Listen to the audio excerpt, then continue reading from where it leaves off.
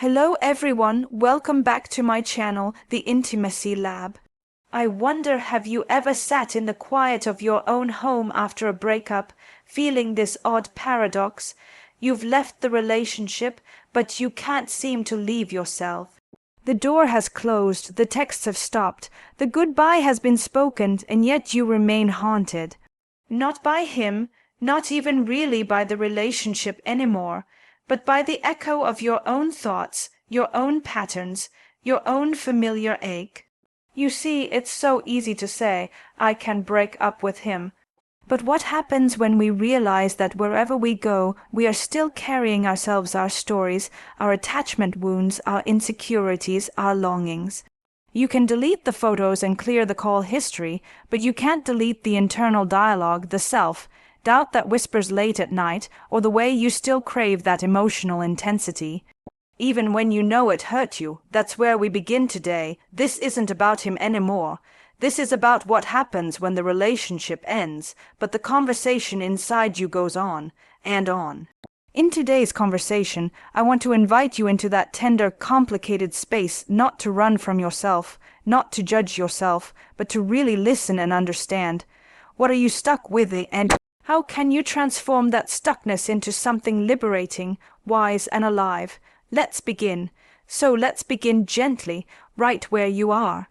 Maybe you've just ended something significant, or maybe it ended for you. There's this curious relief that washes over you at first, as if space has been cleared.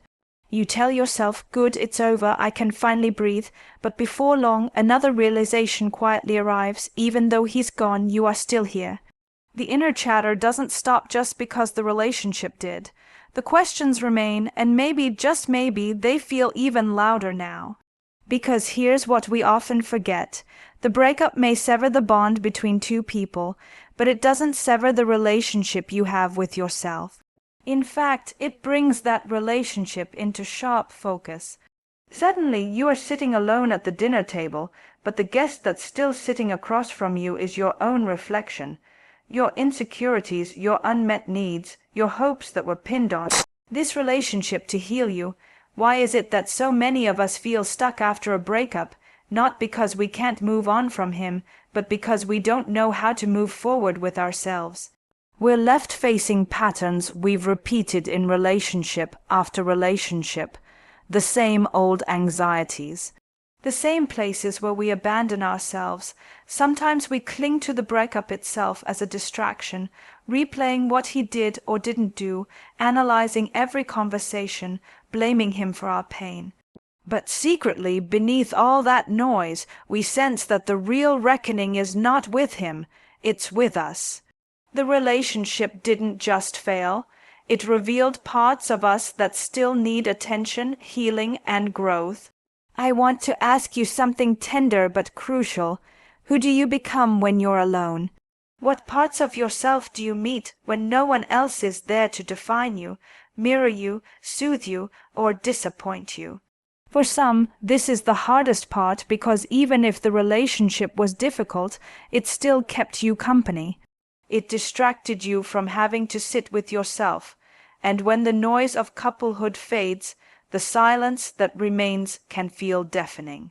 So today, as we talk together, I invite you to get curious, not judgmental, just curious. What are the patterns that show up when you are in love? Do you lose yourself in trying to please?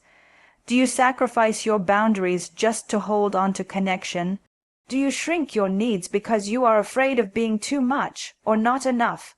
Let me tell you, this is not unique to you. So many women, and especially women over 30 who have had experiences, attachments, even perhaps children, find that they carry these patterns like invisible luggage. And each breakup doesn't discard the luggage, it merely repacks it for the next journey. You see, breakups have this dual effect. They shatter the dream you shared with someone else, but they also return you to yourself. And often that return is awkward, painful, and filled with uncertainty. We don't always know how to come back home when home feels messy inside. This is why I always say, the quality of your relationships with others will never exceed the quality of the relationship you have with yourself. So what does it mean to cultivate a healthy, nurturing, intimate relationship with yourself? It starts first with noticing. Before you can change anything, you must observe it. When you wake up in the morning now, what's the first thing you say to yourself? Is it a kind thought? Is it shame? Is it comparison? Do you immediately start scrolling through your phone to fill the emptiness? This is your emotional landscape. This is where we begin, not in blaming him, not in rewriting history, but in paying attention to the stories you tell yourself about you. And the wonderful thing is, while you couldn't change him, you can change this inner relationship. Let's pause here for a moment because there's a deeper layer. Many of us grew up with certain scripts about love and worthiness, scripts that said, your value comes from being chosen, from being desired, from being indispensable to someone else. And so, when a relationship ends, it feels like your value ends too, but it was never true. You were worthy before him, and you are worthy after him. Sometimes the work isn't about forgetting him. It's about remembering yourself, about recalling who you were before you dimmed your light to make that relationship work. About asking yourself, what parts of me did I abandon in order to be loved? Now you may be tempted to rush past this discomfort. You may want to swipe your way into another connection, to fill the silence with new attention, new validation. But we know how this goes. When you skip over yourself to get to someone else, the same patterns will simply repeat, and you'll end up back here again, facing the same internal conversation. So instead, I invite you to slow down. You're not just healing from him, you're reconnecting with yourself. That means listening for the parts of you that felt unseen in the relationship. It means grieving not just what you lost with him, but what you lost with yourself along the way. Let's imagine together, what if this moment of feeling stuck is actually an invitation? An invitation to look at yourself not as damaged or broken, but as someone who has survived, who has wisdom, who is worthy of compassion. An invitation to stop outsourcing your worth to someone else's attention. You can break up with him, but you can't break up with yourself. You can't ghost your inner child, you can't block your insecurities, you can't delete your longing.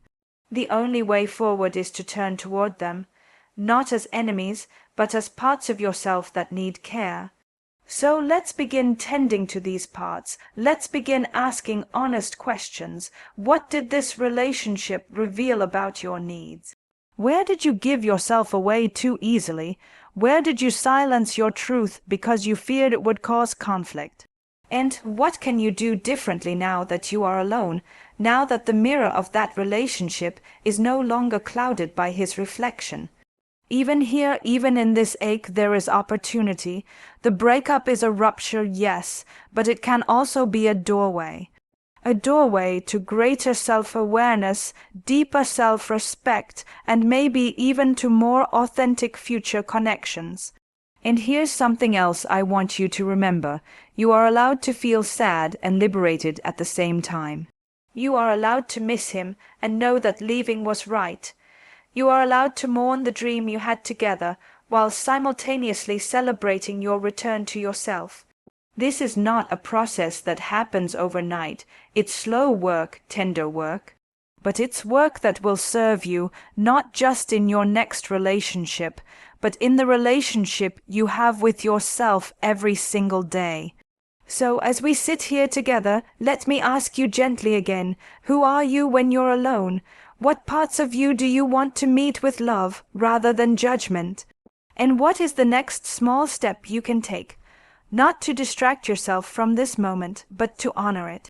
We're going to keep exploring this together. You see, when we sit in the silence after a breakup, we begin to realize how much noise we were living with. Not just the noise of another person's needs and moods and presence, but the noise of our own narratives that we kept quiet while we were with him. And now in this spaciousness, these stories start rising again. You might be hearing yourself saying things like, I'm always too much, or I can't seem to hold on to love, or maybe I was never really lovable in the first place. These are painful thoughts, but they are revealing. They are showing you exactly where your work begins, not the work of fixing yourself, but the work of understanding yourself. Because so many of us enter relationships not from a place of wholeness, but from a place of longing to be completed, to be saved, to be validated. And when it ends, we're left feeling like a puzzle with missing pieces, as if love was supposed to fill the gaps inside us. This is where we start to realize how important it is to differentiate loneliness from solitude. Loneliness is what you feel when you are waiting for someone to rescue you from yourself. Solitude is what you experience when you begin to enjoy your own company, when you turn toward yourself with compassion rather than criticism. So ask yourself gently, are you lonely, or are you simply unpracticed at being with yourself? In relationships, many of us learn to adapt, to compromise, sometimes too much. We contort ourselves in the hope that if we just say the right thing, meet the right need, hold the right silence, love will finally stay.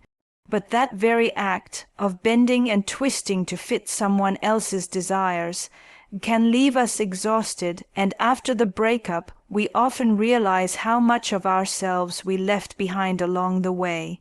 I want to invite you to begin gathering up those parts of yourself again, the parts you tucked away because he didn't understand them, the parts you minimized because they felt inconvenient, the parts you silenced because you feared they would push him away. They are still here, waiting for you. They haven't gone anywhere. They've just been waiting for your permission to come back home. And that's where we begin to talk about boundaries, not just the kind we set with others, but the kind we set with ourselves. What are the internal boundaries you can honor now? Perhaps it's the boundary of not allowing your inner critic to dominate your mornings anymore. Perhaps it's the boundary of no longer chasing the fantasy that a new lover will solve the ache inside you. Maybe it's even the boundary of choosing peace over drama, quiet over noise. This work is subtle, but it is profound. Because every time you honor yourself, you are laying the foundation for future relationships that are rooted in authenticity rather than performance. And that's how healing works. It doesn't mean you will never be hurt again, but it means you will know how to stay present with yourself in the hurt, without abandoning yourself. Think for a moment about how often we rush into the next thing, a new relationship, a new distraction, because we can't bear to sit in this in-between space. But the in-between space is fertile ground. It's where the real transformation happens. It's where you get to meet the woman you were before him, the woman you are becoming, and the woman you long to be. All three of them are in dialogue right now inside you. And yes, there may still be tears. You may still wake up missing him, wondering if you should text, wondering if you should have stayed. This is normal, but just because you miss him doesn't mean you belong together. Missing someone is not a reason to go back. It's a reflection of your attachment, your memories, your longing for connection. And all of these feelings deserve to be honored without needing to act on them.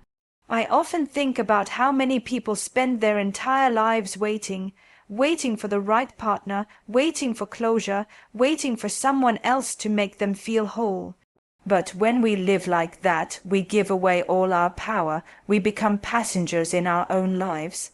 The moment you stop waiting and start engaging with yourself, truly engaging, asking yourself what brings you alive, what makes you feel joy, what nourishes your soul, you begin to shift the whole dynamic. So what might that look like in practice? It might mean starting your mornings differently. Maybe instead of checking your phone to see if he reached out, you light a candle, you sit quietly, you write down your dreams or your intentions. The day, it might mean reconnecting with old friends, not to distract yourself, but to remind yourself that love comes in many forms, not just romantic. It might mean looking honestly at the way you speak to yourself. Would you ever speak to a friend the way you speak to yourself in these moments? The harsh criticism, the endless blame, the self-punishment, would you tolerate that from anyone else?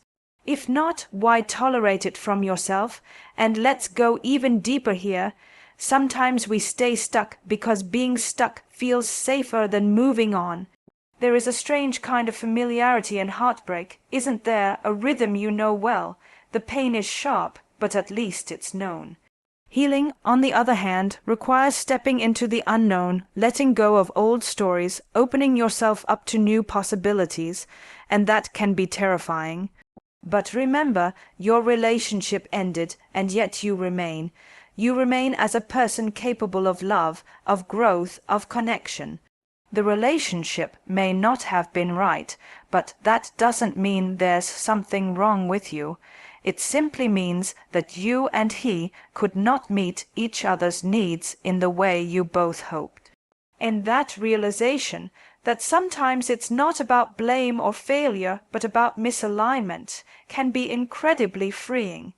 You can release the endless mental gymnastics of wondering what you did wrong or what you could have done differently. You can begin to see that your task now is not to dissect the past, but to nurture the present.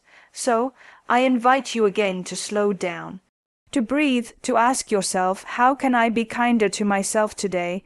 Not tomorrow, not when you've fully healed, not when you're over it, today, because this moment is the only moment you actually have, and it's where the relationship with yourself is being forged right now. And here's one last thing I want you to remember for today. Healing is not linear. Some days you will feel strong and independent, and other days you will ache and cry and long for what was. Both are part of the journey, both are valid, both are human. The goal is not to get over it quickly. The goal is to grow deeper into yourself through this process.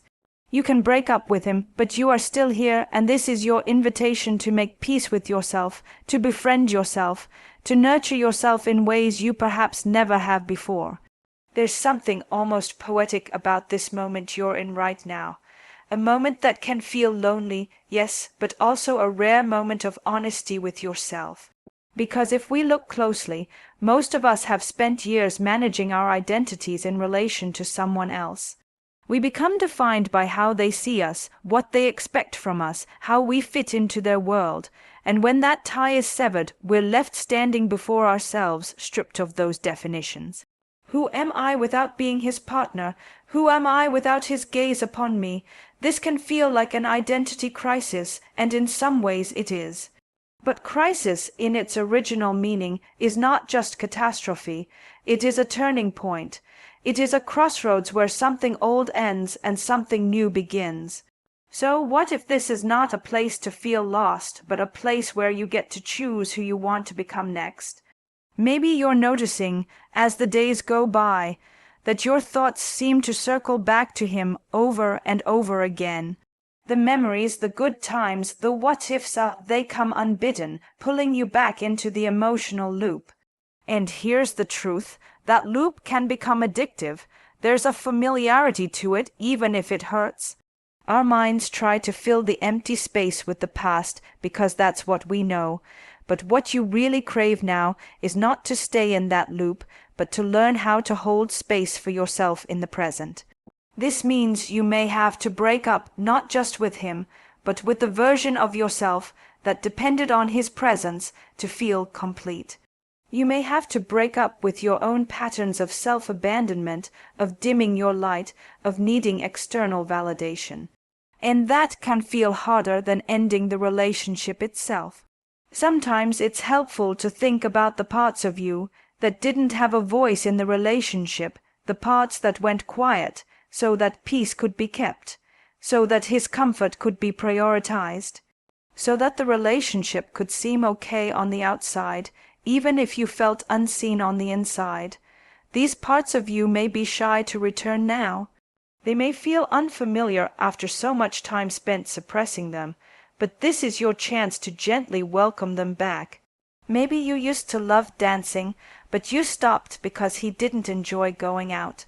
Maybe you loved long, quiet mornings with books and tea, but you gave that up to rush into shared routines that felt more like obligation than pleasure. Maybe you used to dream of adventures that never fit into we, but are still calling out to you. So ask yourself quietly, what have I denied myself in the name of this relationship? And then, without rushing, without pressuring yourself to have all the answers at once, begin to reintroduce these things into your life. 1 cup of tea, savored in the morning light. 1 evening with music that stirs you. 1 moment where you dress not to impress anyone else, but simply because it makes you feel alive. This is what reclaiming yourself looks like. It isn't loud or dramatic. It's quiet and intentional. It's not about proving to anyone that you're fine or that you've moved on. It's about moving inward, finding your own ground, your own voice, your own rhythm again. And let's talk about forgiveness, not forgiveness for him. That may or may not come in time, but forgiveness for yourself. So many of us carry shame after a breakup. We berate ourselves for staying too long, for loving too much, for missing the red flags, for hoping when we should have walked away. But shame keeps you stuck. It anchors you in the past. Forgiveness is what releases you. Forgiveness doesn't mean excusing your mistakes. It means recognizing that you did the best you could with what you knew at the time. It means being compassionate toward the version of you who clung because she was afraid, who tolerated because she hoped, who stayed because she believed love could be salvaged. And now that version of you is evolving. You are no longer standing at the edge of that relationship, trying to keep it alive. You are standing at the edge of yourself, looking inward and realizing that there is so much more to discover. Here's something else that's important to reflect on. Breakups often bring up grief that isn't just about this relationship. Sometimes the sadness you feel now is tangled up with older losses, childhood wounds, feelings of abandonment from long ago. When you find yourself overwhelmed by emotion that seems disproportionate to this breakup alone, consider that you may be touching older layers of pain. This is not a sign of failure. This is an opportunity, because when those old wounds resurface, it means they are asking for your attention, your care, your healing. It means that you are being invited, perhaps for the first time, to attend to parts of yourself that have been neglected for years. So instead of pushing the feelings away, try sitting with them, ask them what they are here to teach you. Maybe the ache you feel isn't just about him leaving, but about all the times you've felt left, all the times you've felt invisible, all the times you've abandoned yourself to avoid being abandoned by others, and in this space you can begin to offer yourself what no one else could truly give you, unconditional presence. You can say to yourself, I am here for you, I'm not leaving, I see your pain, I honor it. That's what healing looks like, not erasing the past, but integrating it, so it no longer controls you. You may also find that your relationship with hope itself is shifting. You may have hoped that this relationship would lead somewhere, a shared future, a family, a life together.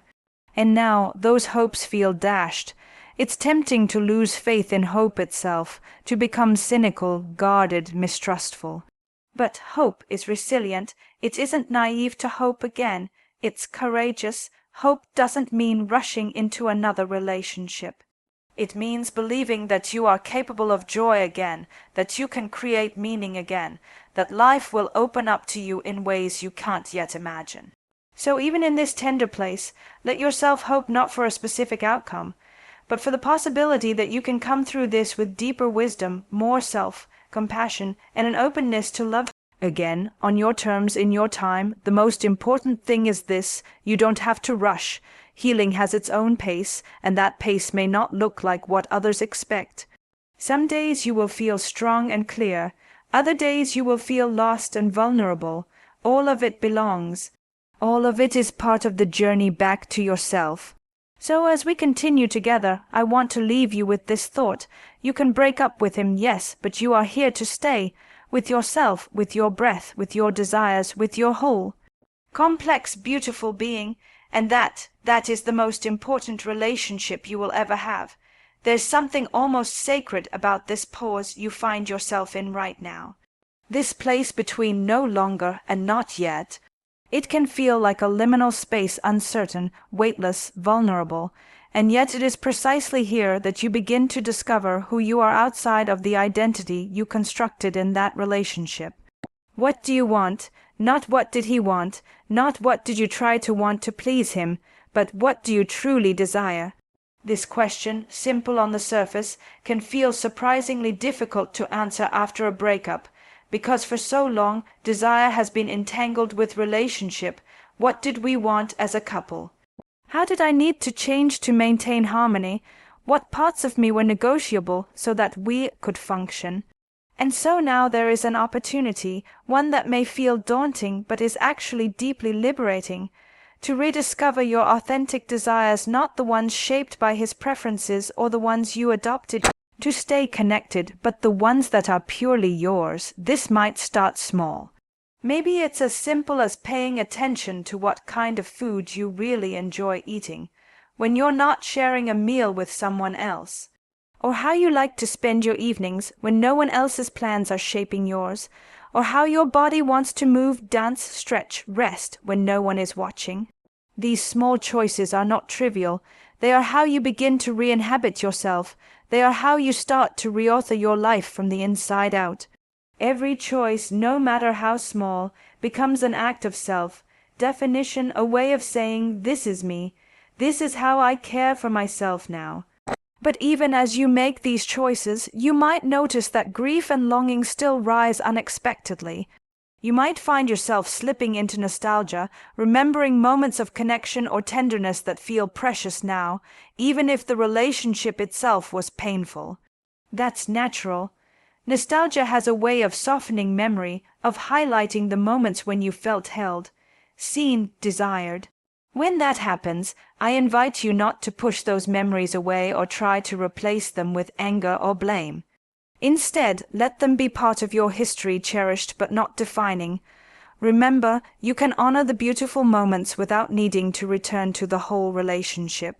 You can say, that was real, that mattered to me, and it's okay to miss it, without slipping into the illusion that what was beautiful about those moments negates what was difficult about the whole relationship. This ability to hold complexity, to feel sadness and liberation at the same time, to miss someone and know it's right that you're apart, is the emotional maturity that this journey is inviting you into. And as you practice this emotional complexity, you may also start to notice the ways your mind wants to make meaning of what happened. The human brain is meaning-making by nature. We want stories, we want reasons, we want to make sense of why things unfolded the way they did. But sometimes there is no tidy explanation. Sometimes relationships, and not because of one mistake, one betrayal, or one failure, but because two people simply couldn't meet each other in the way they needed to be met. And so the challenge becomes accepting that there may never be a fully satisfying narrative, that closure is not something he gives you, but something you give yourself. Closure, in this sense, is an active process. It's not about waiting for an apology or an explanation or even an acknowledgement. It's about deciding, gently but firmly, that you will no longer hold your life hostage to questions that have no answers. It's about choosing to move forward, even with the incomplete pieces, even with the unresolved feelings. And part of that process is recognizing where your power lies today. You cannot change the past. You cannot rewrite what happened between you and him. But you can decide how you will relate to yourself now. Will you continue to criticize yourself for what you should have seen? Or will you begin to appreciate the courage it took to love, even when it didn't work out? That's the thing about breakups. They reveal not only the fault lines in the relationship, but also the fault lines in our own self-regard. They show us where we have outsourced ourselves, feasting to someone else's approval, where we have forgotten to value ourselves unless we are valued by another. So now you are being invited to rebuild your sense of worth, not as something contingent on being loved by someone else, but as something intrinsic, unshakable, woven into your very being. This is where true freedom lies. Freedom doesn't come from pretending you don't care anymore. It comes from learning that you are enough, even without that relationship, even without anyone's gaze or validation. Freedom is the ability to sit with yourself and feel at peace, not because everything is perfect, but because you have stopped abandoning yourself. This may sound abstract, but it has very concrete expressions. Freedom looks like saying no when you mean no and yes when you mean yes. Freedom looks like honoring your energy, your time, your boundaries, not because you're trying to prove anything, but because you understand your own value. And as you do this inner work, you may begin to feel a shift. Where before there was a void, there is now a space, a fertile space where you can cultivate new experiences, new joys, new connections. This space isn't about filling the absence of him, it's about creating a presence of you. That's the profound transformation that this moment offers, the transition from being defined by the absence of another to being filled by the presence of yourself. But don't expect this to be linear. Some days you'll feel this spaciousness and liberation deeply, and other days you'll find yourself pulled back into the old narrative, the old pain, the old longing. That's okay. Healing is not a straight line. It's more like a spiral. You return to familiar places, but each time with a little more awareness, a little more compassion, a little more distance from the pain. And through it all, the most important relationship, the one you are nurturing now, is the relationship you have with yourself. This is not selfish, it is essential, because the way you treat yourself sets the standard for how others will treat you. The respect you show yourself teaches others how to respect you. The care you offer yourself models the care you will accept from others. So as you navigate this tender terrain, I encourage you to practice small acts of self-devotion. Make your home a sanctuary that reflects your own tastes and desires. Cook meals that nourish not just your body but your spirit. Surround yourself with beauty, not because anyone else will see it, but because you deserve to live in a beautiful environment that reflects your worth. And most importantly, speak to yourself with kindness. When the self-critical voice rises up, and it will, pause, breathe, and offer yourself a gentler thought. Remind yourself that you are human, that you are learning, that you are growing. This is where we begin, with presence, with tenderness, with curiosity about who you are becoming now that you are no longer performing for someone else's gaze. If you're still listening, and I hope you are, it means you have already taken a courageous step. You've stayed in this conversation with yourself, even when it's uncomfortable, even when the temptation to escape or numb or move on quickly is strong. That alone is an act of devotion. That alone is intimacy, the kind of intimacy that we so often seek with another but rarely offer to ourselves. By now, you may be realizing how much of your energy in the relationship was spent on managing his emotions, managing his attention, managing the unpredictability of closeness and distance, managing your image in his eyes. And when that dynamic ends, there's a disorienting sense of space, almost too much space. And in that space comes the question, who am I when I'm no longer managing someone else's experience of me? This question is delicate because it points to the hidden architecture of so many relationships. We become so preoccupied with us that we lose sight of me. And the work now is not to swing to the other extreme, not to become hard, indifferent, or walled off, but to come back to yourself in a way that feels integrated, whole, and alive. One of the things I invite you to explore is your relationship with aloneness itself. You see, solitude is not just the absence of company, it's the presence of yourself. It's the ability to sit quietly and feel at home in your own body, in your own heart, in your own thoughts.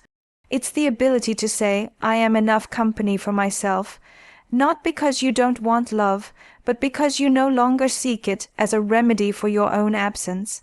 You can begin cultivating this relationship by becoming attentive to what nourishes you, not what distracts you, but what actually feeds your soul.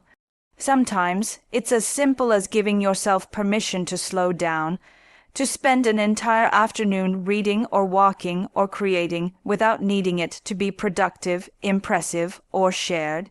This is where your real self-care lives, not in grand gestures, but in the quiet honoring of what feels good and right for you. And here's something important.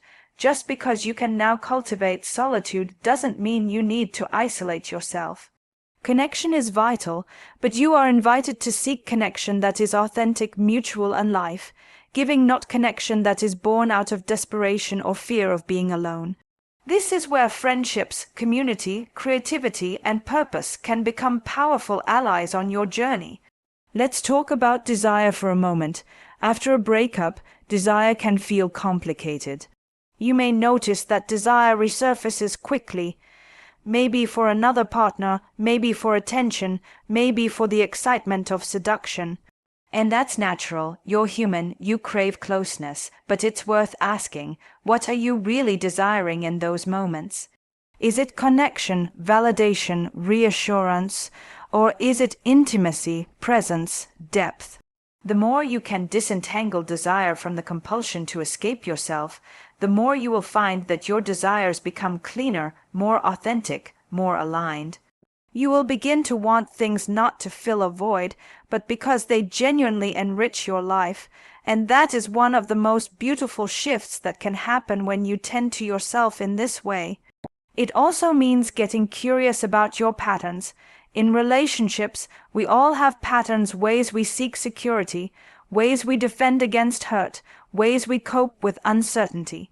Maybe you tend to overfunction, taking on too much responsibility. Maybe you tend to lose yourself in the other person's needs and desires. Maybe you fear conflict so much that you avoid expressing your own feelings, even when it leads to resentment. These patterns didn't start with this relationship. They often go back much further, sometimes to childhood, sometimes to earlier formative experiences of love and attachment. And so, while it can be tempting to blame your ex for how things unfolded, the deeper work is to notice your own dance steps, your own habitual movements in the choreography of intimacy. This isn't about blame. It's about freedom, because the more aware you become of your patterns, the more choices you will have in your next relationship. You won't be doomed to repeat the same dynamics simply because they feel familiar. Instead, you will be able to pause, reflect, and choose differently. And that is true agency, that is true maturity, but this is where the paradox emerges. You can only change your relational patterns when you stop relating to yourself as a problem to be fixed. When you stop seeing yourself as broken or inadequate because a relationship ended. When you recognize that you, like everyone else, are a work in progress, and that this work is not punitive but sacred. This shift is subtle but transformative. It's the shift from self-criticism to self-compassion, from self-abandonment to self-partnership, from frantic doing to quiet being. And as you continue on this path, you may find that your loneliness softens into solitude, that your ache transforms into longing, not for another to complete you, but for a deeper relationship with life itself. You may discover that the space that felt so empty after the breakup is now spaciousness, a spaciousness that allows for creativity, curiosity, and new ways of being. And perhaps most surprisingly, you may find that your heart doesn't close as a result of this pain, it opens. Because you have dared to stay present with yourself, you have cultivated an intimacy that no one can take from you. And this intimacy will inform every future relationship, not as armor, but as wisdom. You will love again, not because you need to, but because you want to. Not from emptiness, but from fullness, not in order to feel valuable, but because you already know your worth. So as we sit here together, I want you to feel this invitation deeply. This isn't just about getting over a breakup. It's about becoming the woman who knows herself, honors herself, loves herself. It's about creating an inner environment where your own heart feels safe, seen, and supported. That's the work we're doing here. It's not glamorous. It's not always easy. It's slow, deliberate, patient work. But it's the foundation for everything else that follows. And as you do this work, please know that there is no right timeline. Healing happens at its own pace. You are allowed to take your time. You are allowed to feel everything. You are allowed to move forward without rushing to prove anything to anyone, not even to yourself. This is your life. This is your healing. This is your love story with yourself. And now, as we arrive gently at this point in the conversation, I want you to notice something. You've stayed with yourself. Through all the layers of grief, confusion, nostalgia, and hope, you're still here. You didn't run. You didn't abandon yourself, even if that's what you used to do in the past, even if there were moments when the temptation to numb or avoid or rush ahead was strong. You've stayed present, and that is profound. This is what it means to belong to yourself, to realize that you can break up with him, but you are still your own companion, your own mirror, your own witness. And this belonging is not conditional on being perfect or healed or whole. It's a belonging that accepts your flaws, your tenderness, your contradictions. In many ways, that's what intimacy truly is, not perfection, but presence, not the absence of pain, but the willingness to be with yourself through it all. I know that some days you still feel a heaviness, a sense of stuckness, that makes you wonder whether you're making any progress at all. But healing is not a straight line. It's a cycle, a spiral, a dance of returning and releasing. Some mornings you will wake up feeling spacious, clear, strong, and then an old memory will catch you off guard. That's not failure. That's the nature of love and loss. Love, after all, leaves a residue not because you did something wrong, but because you felt deeply. That's part of your humanity. To feel is to live. To love and lose and heal and love again is the very rhythm of life itself. So what do we do with this residue? We honor it. We don't try to erase it, deny it, or shame ourselves for carrying it. We let it soften us. We let it remind us that we are capable of loving deeply, that our hearts are resilient, that our capacity for connection is still alive and well. And this is where the paradox becomes clear. You can break up with him, but you can't break up with the part of you that longs for love, connection, intimacy. Nor should you. That longing is beautiful. It's what makes you human. The goal is not to shut down that longing, but to relate to it differently, to tend to it with kindness, to trust that you can desire closeness without needing it to fill a void, to love without losing yourself. In this moment, as you listen and breathe, I invite you to ask a new question, not why did this happen to me, but what am I learning about myself? Not how quickly can I move on, but how deeply can I return to myself? That return is the foundation for everything else that will come next.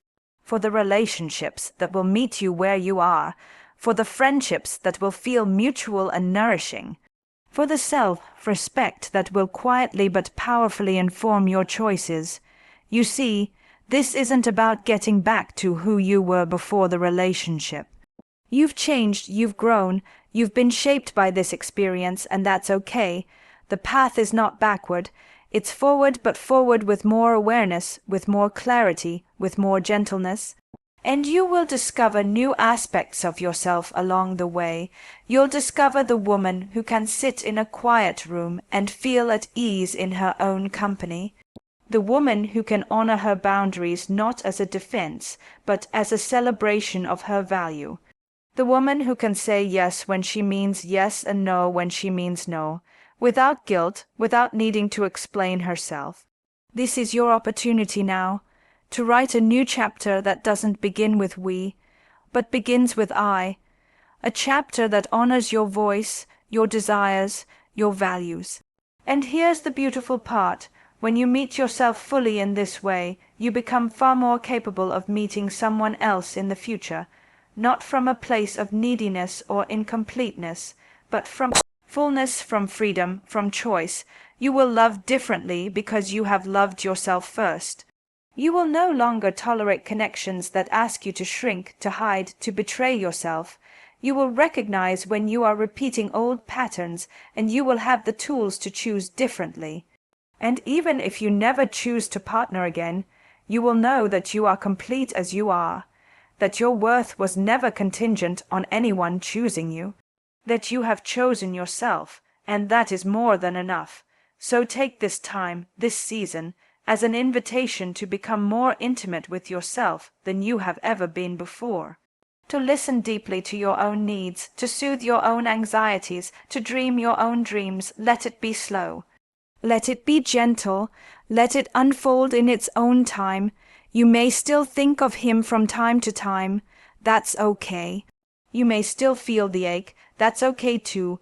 But over time that ache will transform. It will soften.